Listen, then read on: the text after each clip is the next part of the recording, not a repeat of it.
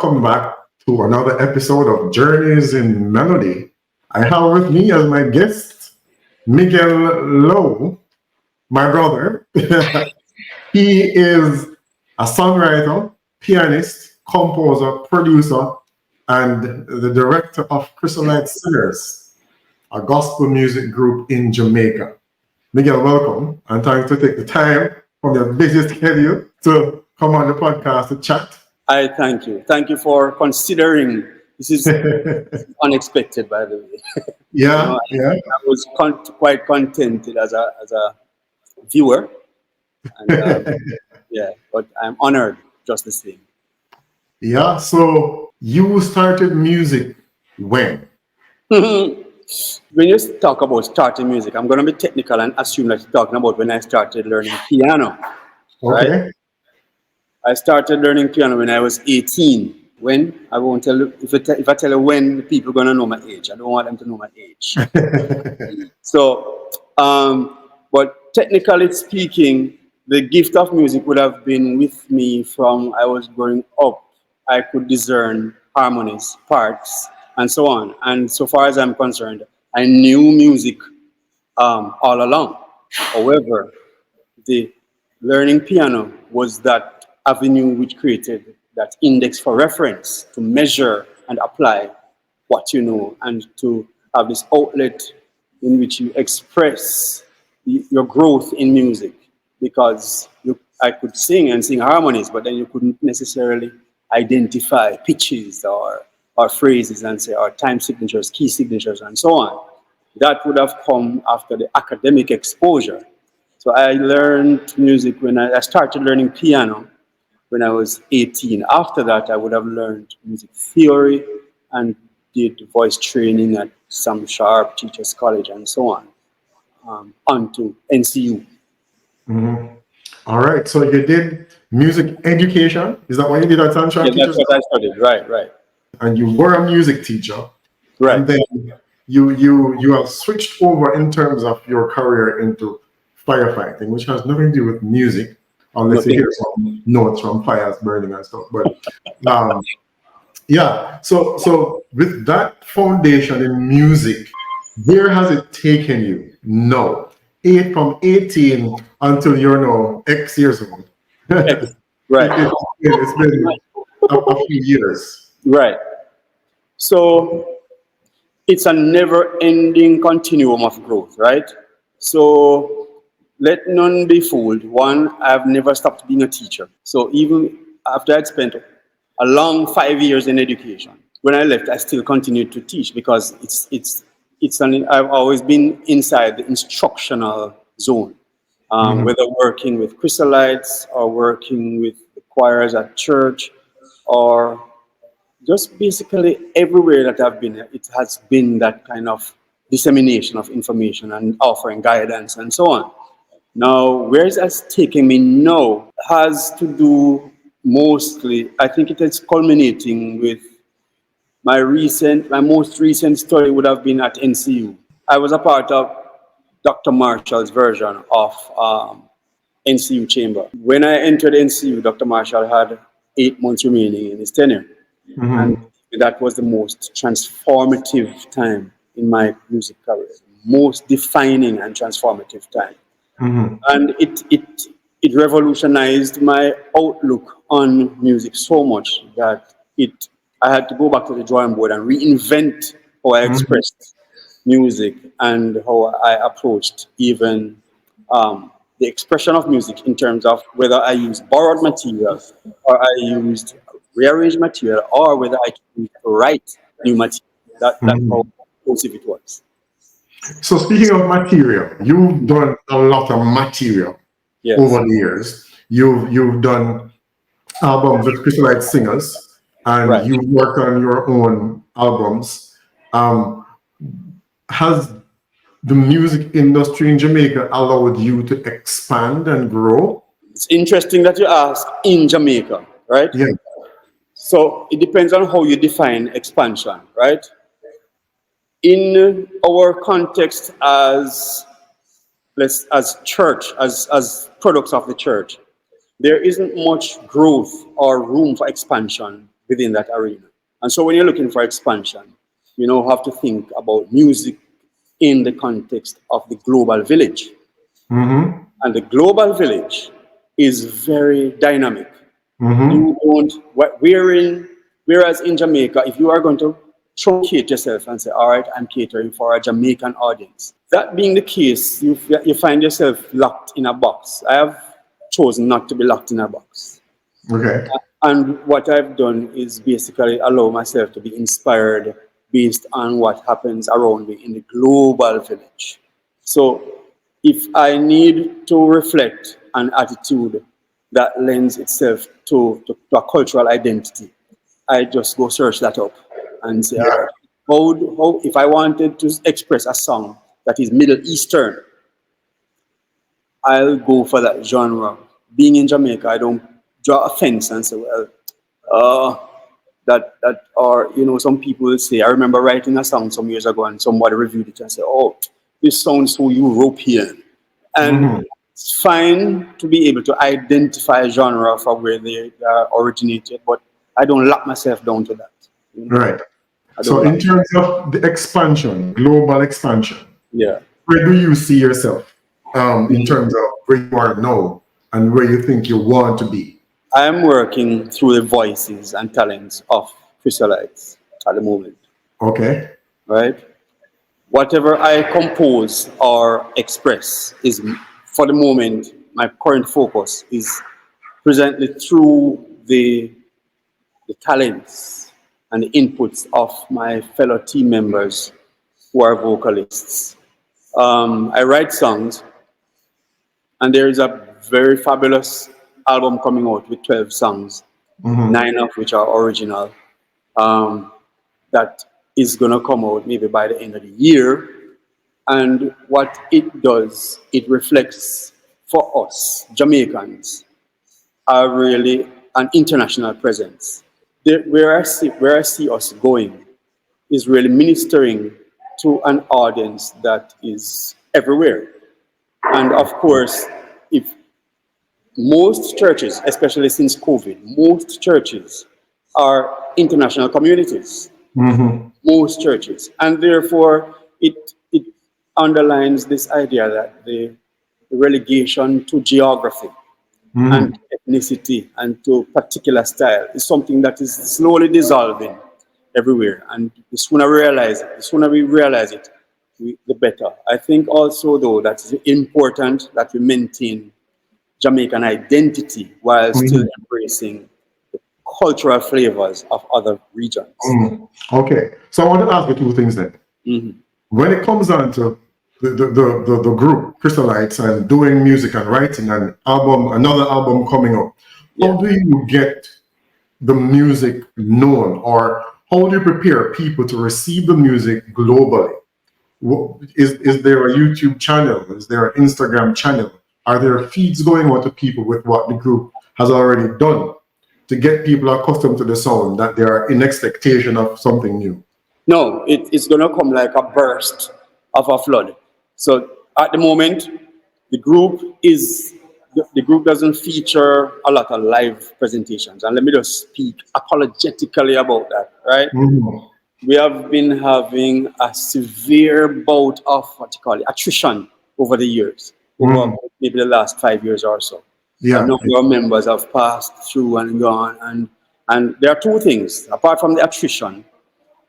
In working on an album, we have been working on this album since 2018. Hmm. Good. And what we've found is that the group, having its members, some in Manchester, some in St. James, in Montego Bay, and maybe another isolated one or two in Kingston and St. Thomas, one Hmm. member. Good. That being the case, we don't always have the opportunity to meet routinely and to say, rehearse or present. But then what we have had to do is to shelf live presentations in Hmm. the interest of studio recordings. Because what happened is, Okay. because meeting time is so scarce, when we do get together, we have to optimize production. So we meet on a Sunday and we say, all right, we're going to just have a recording workshop. We're going to voice warm, and then we're going to record as many parts as we can on this song or another song. Sometimes we end up doing 2 songs at the last major event that we had like that. And we have had to shelf live presentations in the interest of that. What about your personal music? Because you started recording an instrumental album, your personal. Yes, years ago. Let's talk about that. You recording that, what happened and what you have planned for that, your personal. I'm still working on it. So it has undergone many changes over the years. One of the major changes that it went through was in the moment that I bought a new keyboard. Because when you buy a new keyboard, you have access to a new library of sounds, and it creates a different level of inspiration. And you compare what you had before and say, no, this is no good.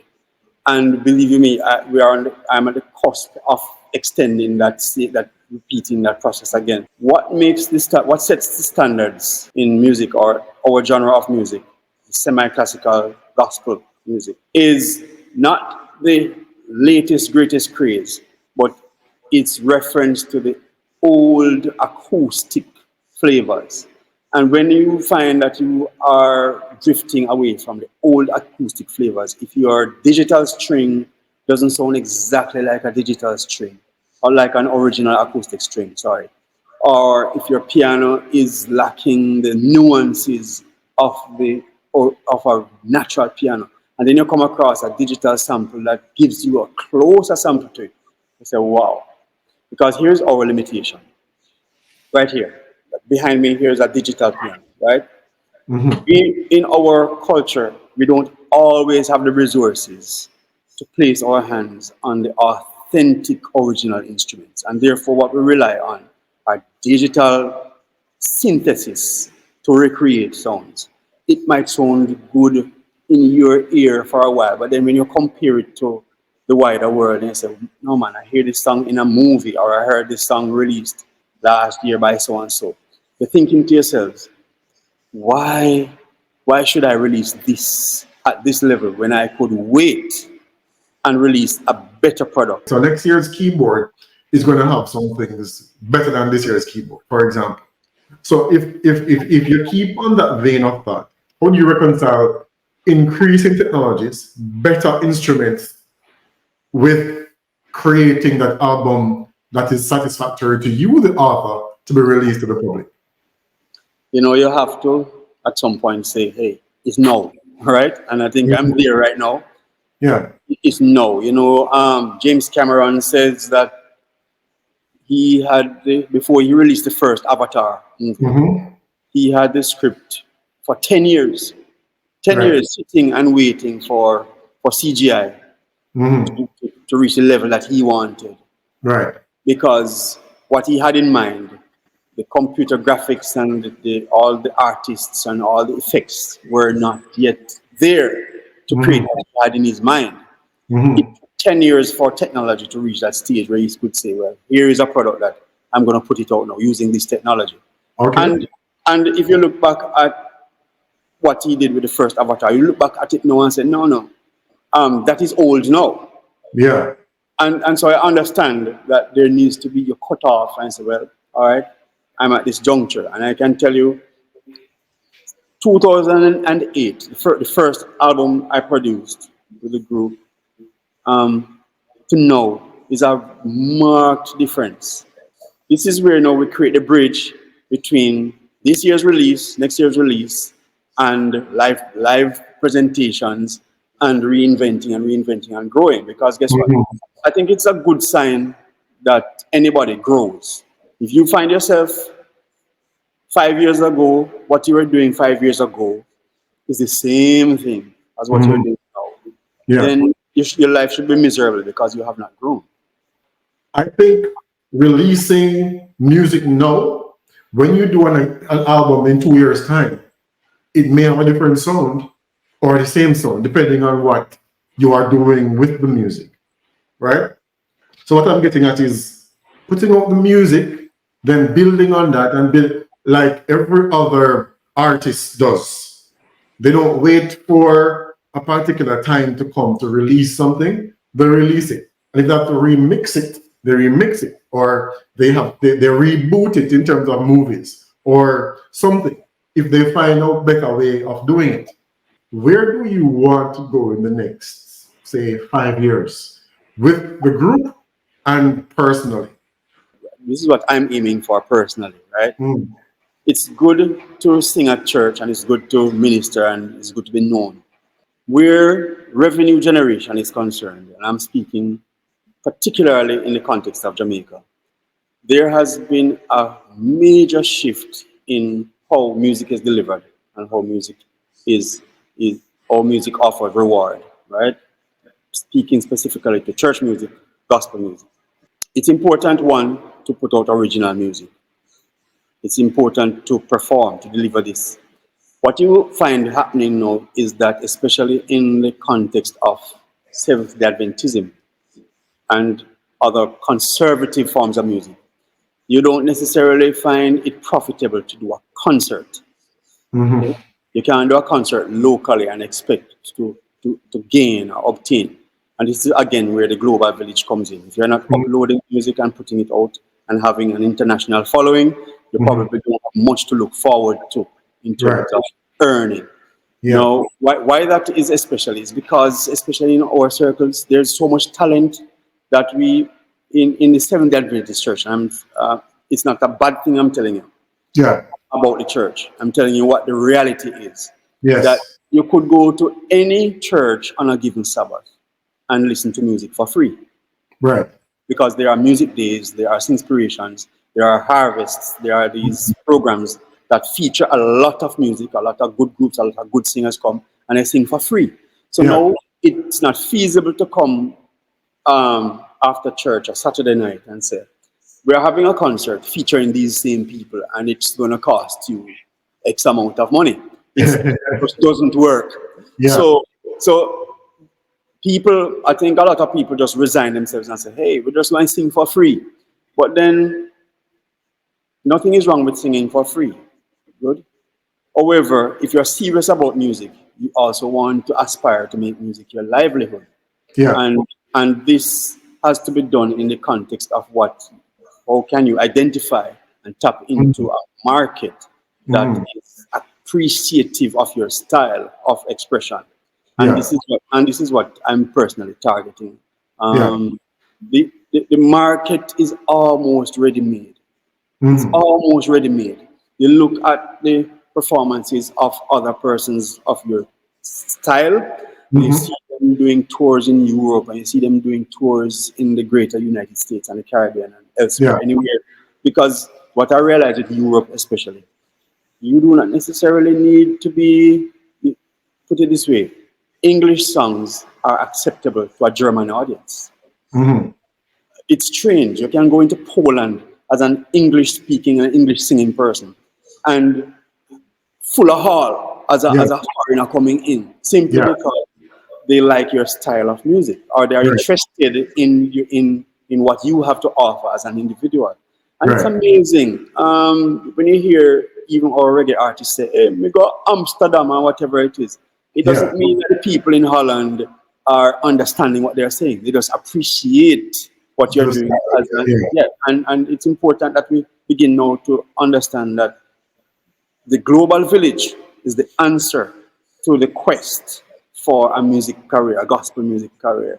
Especially for us whose music is more on the conservative side. It's not the typical Jamaican sound. We cannot afford as composers or arrangers or groups or even as soloists to relegate our delivery to what the Jamaican people like. Because this won't get you very far. Apart from that, and Goofy always says this, my good friend Goofy always says this, that if your music is good, all the people are gonna do is copy it for free. Yeah. And that's something we have to face. Fortunately, there are entities that can be sourced who specialize in taking you through that journey. I think one of the good things that's happening in the morphing of the music industry is that there are a lot of independent artisans whose specialty is in copyright and distribution and Yeah. promotions. Yeah. There are persons whose niche is just to take you up, whatever you Well, have tell you what, experienced. I have a connection with a PR firm. Right. I spoke to the CEO recently on the Right. podcast. So whenever you're ready, I can connect you, Good. and she can get the group music into audiences on radio stations and etc. etc. Good. And until then, my sole job is get the music to be as good as it possibly can.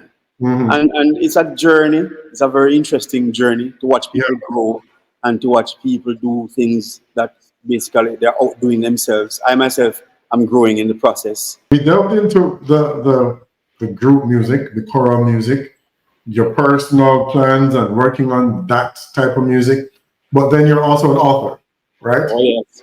And you've gone into writing books. You're at number 3 now, and the first one was Teach Yourself Piano, Oh right? yes. So you've emptied out your knowledge onto paper, and you've published this book to teach people how to teach themselves Yeah. piano. Yeah. How did that book come about, and how has it been received? That book came out, 2-3 years ago, 2021. And I'm elated to say, and let me just give you credit before everybody else, in the presence of everybody else, that I had started writing this book from 2009. And I'd put it one side. I put it one side because I was pretty much done. I'm sure I was done with the classroom. I'm not going back to the classroom to teach any music. Yeah. And the idea was birthed. Why don't you write a music book? And I wrote the book. But then I shelved the book because YouTube became a big thing. And I'm thinking that YouTube has so many free lessons there. It can't be feasible to write a book because it just be on the shelf there. And then you said, you went into publishing and said, Yeah. well, publish your book because YouTube is just from some people and others will still prefer to have a physical copy. So that's how that book came about. And that book came about also from my beginnings when I was learning piano. I didn't have a keyboard to work with. I was being taught by Jerry Winkler, and that's the only time I'd see a keyboard, and I had to go home and draw the keyboard on cartridge paper. I don't know if you remember that much. I had to draw. Yeah, I had to draw the keyboard on cartridge paper and practice a cappella because very early I associated what the sounds of the key were with the positions that they were in. I was able to extract from nothing what I the don't piano remember that. yeah. Yeah, so that was yeah, I've always had a quicker ear than quicker eyes, so I find it easier to catch a song by ear than to go study the book and read it. And you know, that it's a gift as opposed to the other gift, which is sight reading. You understand? So it's, but where Teach Yourself Piano is concerned, I'm elated. Just this morning, I have this rough copy here with me. This is the only copy I could lay hands on. And just this morning, I came off duty, and a co-worker of mine. It's a beautiful book. Yeah, it's a nice book. my brother designed the cover. Yes. Yeah.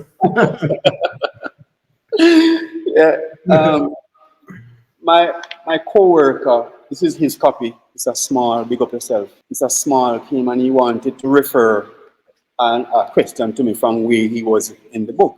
And I was impressed with the progress he was making with the book, and I felt like a proud dad, you know. Yeah. Just looking that somebody was actually using my book and making headways, and where there was ignorance before, now he has knowledge. He's asking coherent questions, and he wants to push his knowledge base forward. But he just wants to verify with me that this approach that he has been taking is fine. And I said, wow, yes, man, you're on the right track, and so on. And we discussed music someone, and I said, listen, I have an interview this evening. Lend me your book now. Yeah.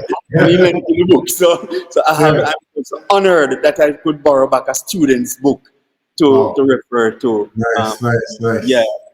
Teach Yourself Piano is one of the most sought after of my books. And on Amazon, it has a decent 5-star rating. Yeah. which is, I don't know what to make of that, because I really prefer comments, but Yeah. that's fine. It's fine. I mean, everything comes on Amazon. The more you get, the more people know about it, Yeah, and then you're yeah, becomes yeah, the yeah, go-to book for yeah. persons who want to learn But piano. just to plug the book though, when I was creating this book, what I did, I didn't. The approach, it's, if you look inside it, it's illustrated and it's in Mhm. color. And the reason Yeah. it's in color is, one, the instructions are color coded. Instructions are color coded. Mhm. And it's not, that doesn't mean that it is expensive and unreachable. But then Right. you have to take these strategies now to prevent persons from doing illegal copies, Mhm. right? Because it's going to be more expensive to photocopy it in color Mhm. than to buy one. Makes Good. sense. Yeah. Yeah, and that was a strategy employed. The other thing was that the book itself needed to be, you're competing with YouTube. You're competing with YouTube, and you're competing with every other book that is on the shelf there. Yeah. Yeah. And so what I did in creating it was look at the reviews of what other persons were saying about other books, Yeah. improving those deficiencies in this book. So it's a Mhm. very good book to have, might I add. It's a very Yeah. good book to have. Yeah. And I will add that as well. Mhm. So you have that on the market. You Mhm. have the group working on. You Mhm. have your personal music. So I think you just need a good PR firm behind you. I agree. Push the material to the masses, because it's a lot that can happen with the kind of quality music that you're Right, putting here. And right. the songs speaks for themselves, right? The songs you have on YouTube, and persons can go over to YouTube, look for Miguel on keys, Miguel just Lowe. get up on the page, and you can go and listen to some of his personal instrumental recordings there. And you have all that going on. So in terms of, you've done all this music, right? Tell us about what inspired the type of music that you do, and you know, your growth with it. So I'm a born and bred Seventh-day Adventist child. Good, and that also means that I possibly could mean that I am not as exposed as others, but that's Mhm. not true necessarily. No.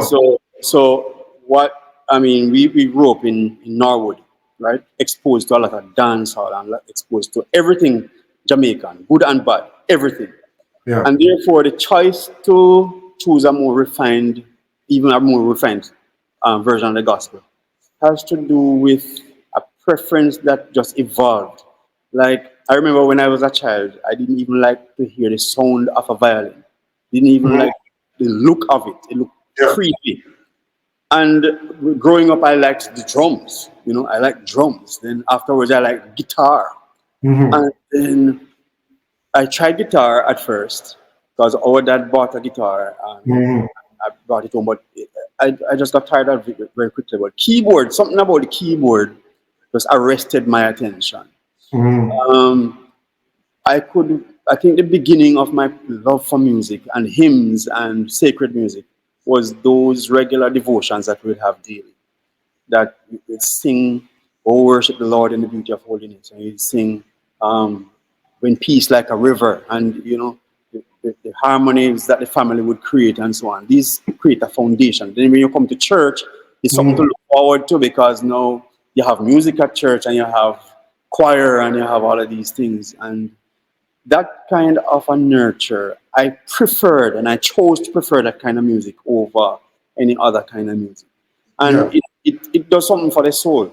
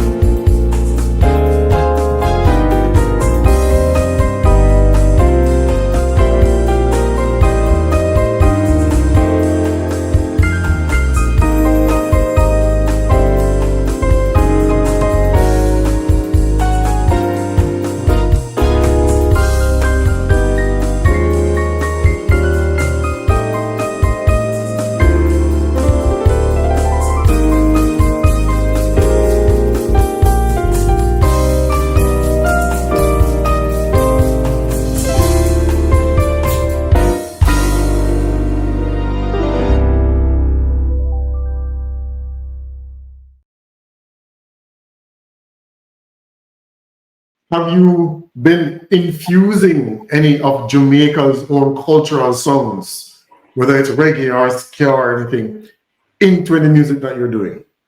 Not actively.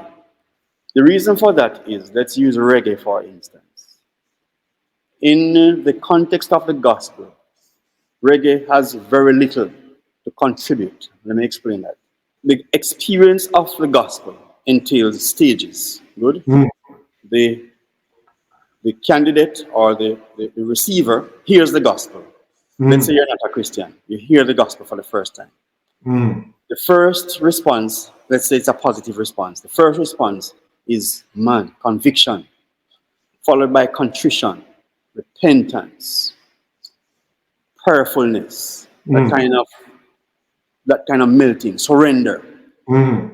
If you put it in a movie scene, then if you were to lend music to that experience and say, all right, we're going to sing Amazing Grace, or we're going to sing I Surrender All, the music that you have to choose to accompany those sentiments has to emotionally be equivalent with those sentiments.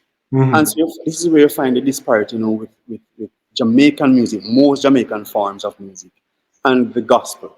People will put music to anything and call it the gospel. But then if you take the gospel on its own merits and in its own power, music that's appropriate to it is not reggae. All right. So people would argue that classical music is used in gospel music. Right. In the United States, you have contemporary and you have southern gospel, or country music in a lot of that we listen to and use. So why is someone else's music, European music and North American music, good for the gospel to convey those messages, but reggae isn't? All right. So it has to do with origins, and all of those answers, those questions are valid, and we can learn and we can understand. The problem that we have is not that reggae is a bad kind of music. I think if I were going to use reggae in the gospel, I would use it in a celebratory form, because that's what reggae is. Reggae is a kind of party music, a feel-good music. So when you get to the point where you say, God deliver me, you can chuck it like that. The problem that you're going to have now is identity. Even in Jamaica, how reggae is used, they use it for everything. Reggae is used for a heartbreak song. It's used for a love song. It's used for social commentary. It is used for cuss government or for, to deride the police or whatever it is.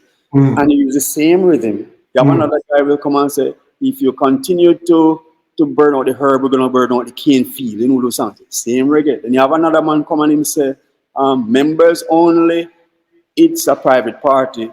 That's a heartbreak song. But it's the same reggae. I want to make love tonight, or whatever it is you want to sing. Yeah. I think we do ourselves a disservice by truncating all of those sentiments on the same genre, because you overburden the genre. Not only that, it's now bereft of emotional power. Because how do you look at a movie? I'm going to paint you a movie. I want to paint you two scenes. One is a dog and its owner on the beach tossing a ball around and playing. There's somebody in the background skiing, and there's a family sitting on the beach building a sandcastle or whatever it is. I think you can put reggae there, sir, and somebody's in tequila. But no, if somebody is with their head bowed and they're tearful and there is it's a gloomy picture, we cannot infuse reggae there, sir. And that's what I'm saying. And this is how gospel music is framed. So the beginnings of sacred/gospel music abroad is based on knowledge, and this is where education comes in. So there's what we call affectionism, and there's the doctrine of the affections. Same is interchangeably named. So in that, the masters, Beethoven, Bach, Mozart, and these guys who composed music understood in their day how to make music affect the emotions. And therefore, this knowledge is what transcended into sacred music in the church. So the church understood the church when church music was being created. They had this foundation from the masters of music that they borrowed from, and they said, well, if we're going to be singing a mighty fortress is our God, then certainly you want the music to be robust. A mighty fortress. And the organ and the timpani and everything can come and swell and create that impression. Yeah. But then now, you can't convey it in any genre. It can't be rock and roll, it can't be rap, you can't. So context is important. Context is important. Context is important. Knowledge. Right. So when you're creating a composition, your first reference is what is the lyrical content. And this is what movie makers do. This is what persons do when they're making a movie. They say, what's a scene? I want you to compose a song for this scene. And they give you the scene without dialogue, or they give you the dialogue, but then say, all right, here it is. Whether it is action or whether it is drama or whatever it is. Here's the scene, compose with that. And this is if you're serious about music and meaningfully want to explore and make music impactful, then you have to make that connection between the emotional content and the genre that you choose. Right. So that's very important. I'm happy you explained it that way so people listening can understand the difference in Jamaica and why it's not appropriate to use reggae for gospel to convey that solid message we have in the Bible. Right. All right. Speaking of all of that now, as we come down, you are a musician, songwriter, producer, composer. So you can do anything you want to do in music, with music, and publish your own music, right? I want to focus on why not music as a career. Right off the bat, once I started learning music, I was being recruited to play in secular bands, whether in a hotel or on the circuit, whether or whatever. I was being recruited. So coming out of college, I reflected on this concept I learned called opportunity cost. It's a principle of economics. And in opportunity cost, it speaks to obtaining something at the expense of sacrificing another thing. In my formative years, I found that this dilemma was present, that, in order to go to play in a band or to be on a ship or tour in the Caribbean and playing music, I will have to sacrifice being a part of the church choir. I'm going to have to sacrifice being a part of Chrysolites. I'm going to have to sacrifice maybe some Sabbaths. I'm going to have to sacrifice my spirituality to the extent that my soul, the loss of my soul, can become an issue. And those calculations informed and determined my trajectory. I'm not condemning or criticizing or pointing a finger on my colleagues whose paths have taken them along those career choices. When confronted with the choice, my thoughts were about what I just described, and I made that decision and chose a career that would not pose a threat in that context. There was no ambiguity then. There was no ambiguity about whether becoming a firefighter was something that I could participate in as a Christian or even participate in on the Sabbath. You understand? So therefore, it is not for the love of firefighting. I never grew up with no aspiration to be a firefighter. I really, really, really wanted to be a teacher. Really, really wanted to be a teacher.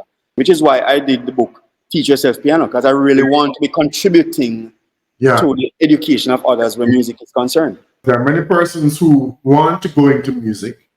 They get into music and recognize there are certain demands that they have to meet in order to become or to get access to.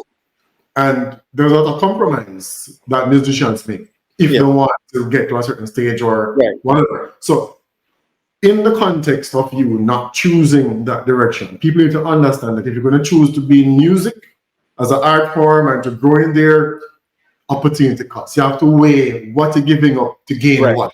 Right?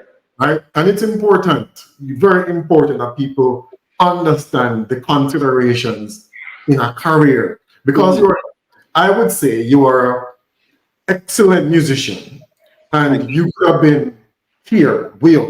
But then what are you going to give up? What are those compromises to get you there?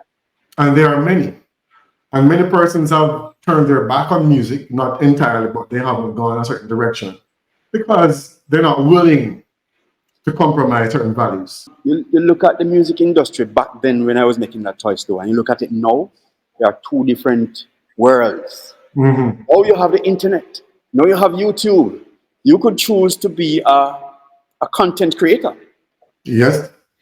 I could make a full-time job out of creating jingles or accompaniments or just Right. you can. There's music is vast. So has that occurred to you? Of course. No, you have so much technology at your fingertips. Of course. Of course. I want to ask you, what keeps you going personally with the different things you're doing and different things happening? Because you have your personal life to balance with work and then with your music. What keeps you going? Hope. So when the Lord gives me a song, let me just paint this picture for you. When the Lord gives me a song, I get it in 3 dimensions, meaning I get it fully. I get the full orchestration, the full harmony, the vocal, lead vocal that is supposed to carry it, the impression, and I get the chorus first. And once you pen this and you have it and you create a track, because the first thing I do is create a track. And then I say, all right, yes, I'm going to take this to the group and introduce it.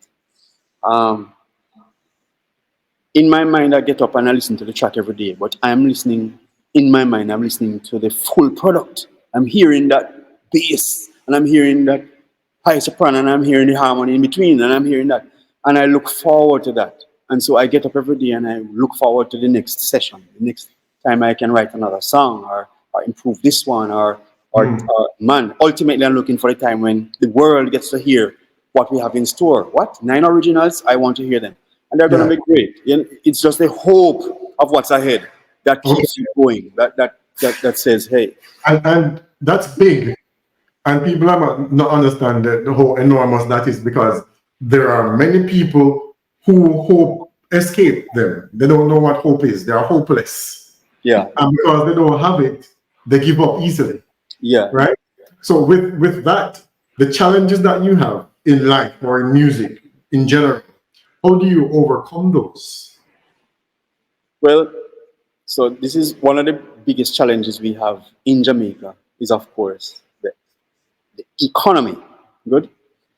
It's difficult when you're working with, like I said, I can't sing my material because it's designed for a choral. Good. So it would be nice if when I'm doing my work or I'm aspiring to be a world touring music evangelist, so to speak, you want to infect others with the same passion. You want to have others who dream along the same line and who have the same desire to segue from, singing at a level that is just a hobby to actually mirroring the career like of a heritage singers or rest their souls, the Neelans. I have to mention them honorably because these people died in a plane crash the other day, doing what they love, doing what we do, and it could have been us, you know.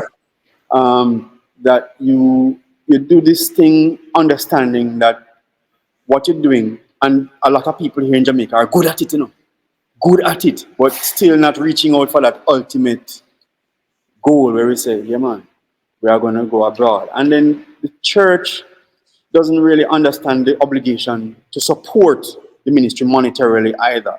And I just refer, people criticize the idea that you should say you charge for music.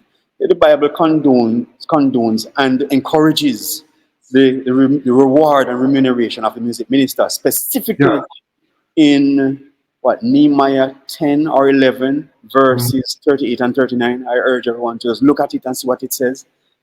Those verses just tell you straight up that the music minister is supposed to be rewarded and supposed to be supported by the church's gifts. And the way to do it in modern day context is to put money in the people's pockets. If they have music, you buy it. Don't be begging a copy. Don't be seeking a free download. Just be kind to the music minister, because it's a job. It is a job and it's a calling. Yeah. And it requires investment. It requires investment.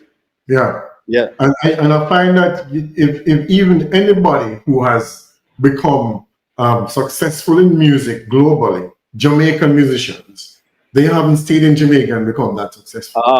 Right? They have branched out to visit other countries. Right. And share their music with audiences. And it is that leaving and going to other places that has helped them to grow. Right. So that is a part of it too. And of course, that also requires some investment. Right. There's a piano behind me, and I just want to bring people's attention to, especially parents watching here.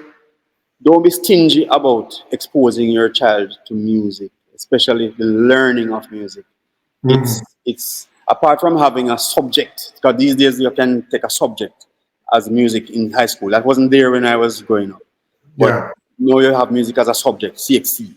You can have it apart from just having it as a statistical addition to the number of subjects that you want your child to have. Music, the study of music, can mold the mind. It can sharpen the intellect. It will sharpen the intellect.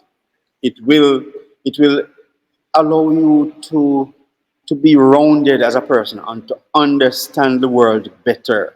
And express yourself. And express yourself better too. Because when it's easy, if you just again go back to a movie, not prolonging the discussion, but going back to a movie, you can just tell what is happening in somebody's mind by the music that they use to accompany even a silent scene.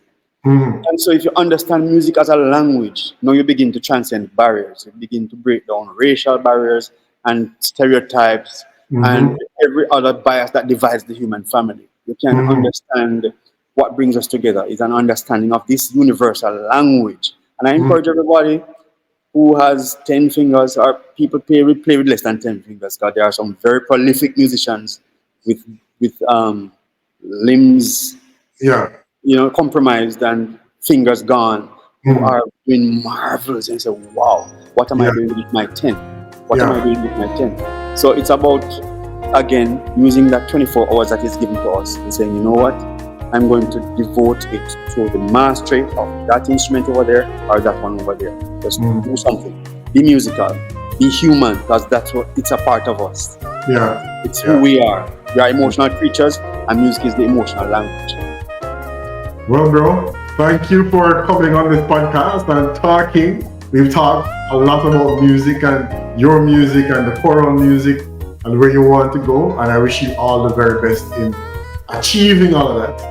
And I hope to be a part of that journey as well, as you expand and grow in music.